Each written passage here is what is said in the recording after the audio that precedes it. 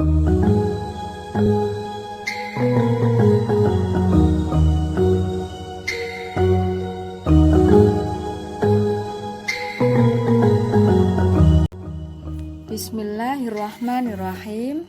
Assalamualaikum warahmatullahi wabarakatuh. Hamdan wa syukran lillah, wassalatu wassalamu ala rasulillah, amma ba'du. Alhamdulillahirabbil alamin. Puji dan syukur tak lupa kita panjatkan kehadirat Allah Subhanahu wa ta'ala. Atas berkat karunia-Nya kita semua dapat bertemu kembali dalam serangkaian acara MPLS di tahun pelajaran baru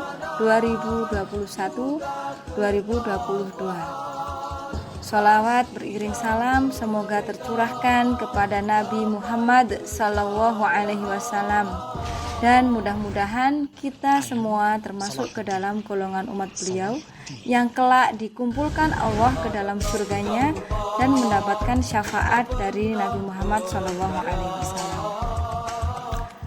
Semangat pagi Ananda Solih dan Solihah.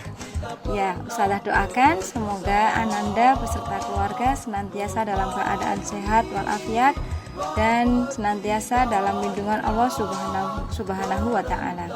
Amin. Mari kita doakan semoga teman-teman kita, saudara-saudara kita yang sedang sakit segera diberi kesehatan, kesembuhan, dan segera bisa beraktivitas kembali. Alhamdulillah, hari ini memasuki hari ketiga MPLS dan agendanya adalah sosialisasi kontrak belajar. Nah, sebelum masuk ke materi kontrak belajar, Ustazah ingin berbagi sedikit cerita ya. Siapa di sini yang pernah mendengar kisah tentang Sultan Muhammad Al-Fatih? Atau apakah ada yang pernah melihat filmnya? Atau mungkin sudah pernah baca komiknya? Yang penasaran, boleh ya searching di Google ya. Iya. Dalam sebuah hadis disebutkan kota Konstantinopel akan jatuh ke tangan Islam. Pemimpin yang menaklukkannya adalah sebaik-baik pemimpin dan pasukan yang berada di bawah komandonya adalah sebaik-baik pasukan. Ini disebutkan dalam hadis riwayat Ahmad bin Hambal Al-Musnad. Ya. Hadis ini mendorong Sultan Mehmed II berusaha keras menaklukkan Konstantinopel. Berbagai jenis metode dan strategi dilakukan meskipun tak jarang menemui kegagalan. Ya, pada 20 Jumadil Awal 857 Hijriah bertepatan dengan tanggal 29 Mei tahun 1453 Masehi, Al-Fatih beserta bala tentaranya berhasil menaklukkan Konstantinopel. Dia sukses memasuki wilayah Konstantinopel dengan membawa serta kapal-kapal mereka melalui perbukitan Galata untuk memasuki titik terlemah Konstantinopel, yaitu Selat Golden Horn. Ketika itu Sultan Mehmed II beserta ribuan tentaranya menarik kapal-kapal mereka melalui darat. Meski ada tentara mengatakan kemustahilan untuk melakukan strategi tersebut, namun Mehmed II tidak gentar. Dia dengan tegas mengatakan kepada seluruh tentaranya untuk bergegas dan melaksanakan strategi tersebut tanpa kenal menyerah. 70 kapal diseberangkan melalui bukit hanya dalam satu malam. Saking hebatnya, sastrawan Yilmaz Ostuna berkata, "Tidaklah kami pernah melihat atau mendengar hal yang ajaib seperti ini. Mehmed telah menukar darat menjadi lautan dan melayarkan kapalnya di puncak gunung. Bahkan usahanya ini mengungguli apa yang pernah dilakukan oleh Alexander the Great." Itu kata Yilmaz. Namun, apa sesungguhnya yang luar biasa di balik suksesnya Mehmed II? Ya, sehari sebelum berjalannya strategi itu, ia memerintahkan semua tentaranya untuk berpuasa pada siang hari dan salat tahajud pada malam harinya sebelum berperang untuk meminta kemenangan kepada Allah.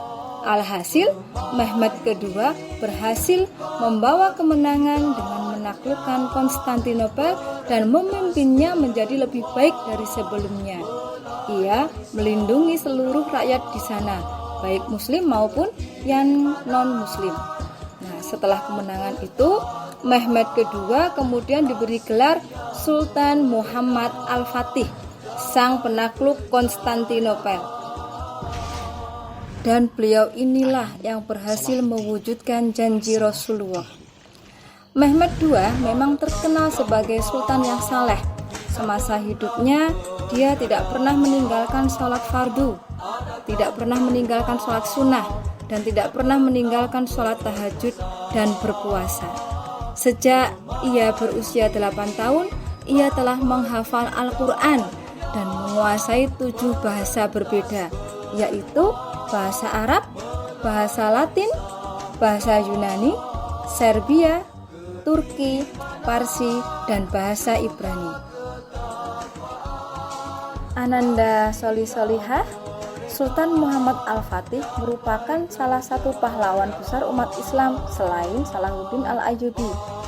Di usia yang masih muda beliau, ya sekitar umur 21 tahun, dan ada juga sumber yang menyebutkan pada saat berumur 25 tahun Muhammad Al-Fatih mampu menaklukkan Konstantinopel di Romawi Timur.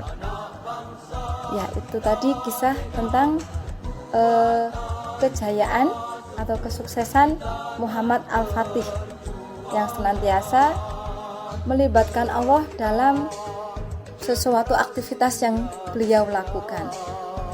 Ya, apa hikmah yang bisa kita ambil dari kisah beliau?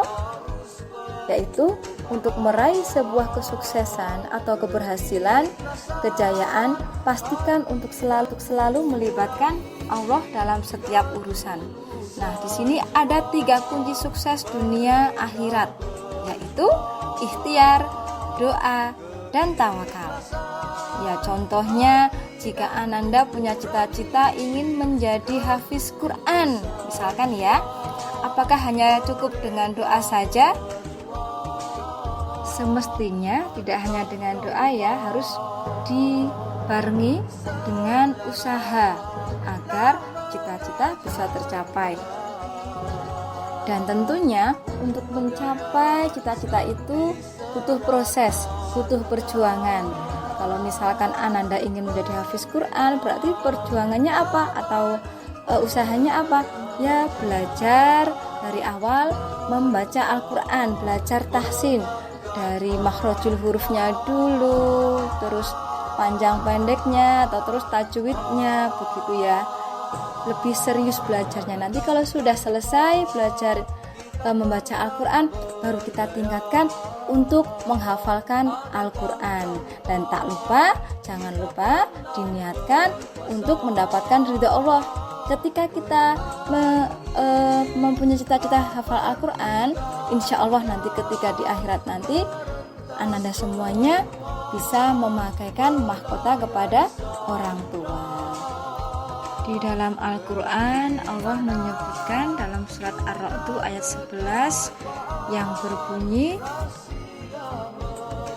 Innallaha la yughayyiru ma biqaumin hatta yughayyiru ma bi anfusihim, yang artinya sesungguhnya Allah tidak akan mengubah keadaan suatu kaum sebelum mereka mengubah keadaan diri mereka sendiri. Nah, ayat ini menjelaskan bahwa pentingnya seseorang berusaha bisa membuat dirinya atau keadaan sekitarnya menjadi lebih baik. Ya, apakah dengan bermalas-malasan cita-cita kalian bisa tercapai? Tentu saja tidak. Perlu kalian ketahui ya, pemalas bukanlah ciri dari seorang muslim sejati. Rasulullah SAW juga mengajarkan satu doa agar kita terhindar dari sifat malas.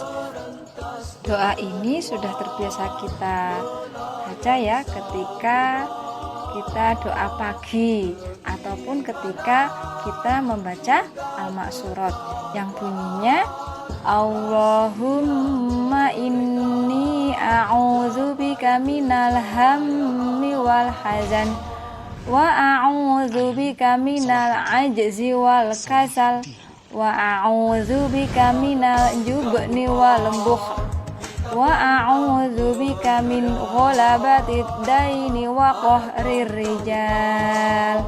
Doa ini artinya adalah, ya Allah, ya Tuhan kami, sesungguhnya aku berlindung kepadamu daripada keluh kesah dan duka cita.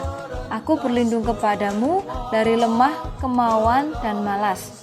Aku berlindung kepadamu dari sifat pengecut dan kikir. Aku berlindung kepadamu daripada tekanan hutang dan kezaliman manusia. Hadis riwayat Abu Dawud. Ananda solihah yang Ustazah banggakan, kunci sukses yang kedua yaitu doa. Ya, berdoa setelah berusaha.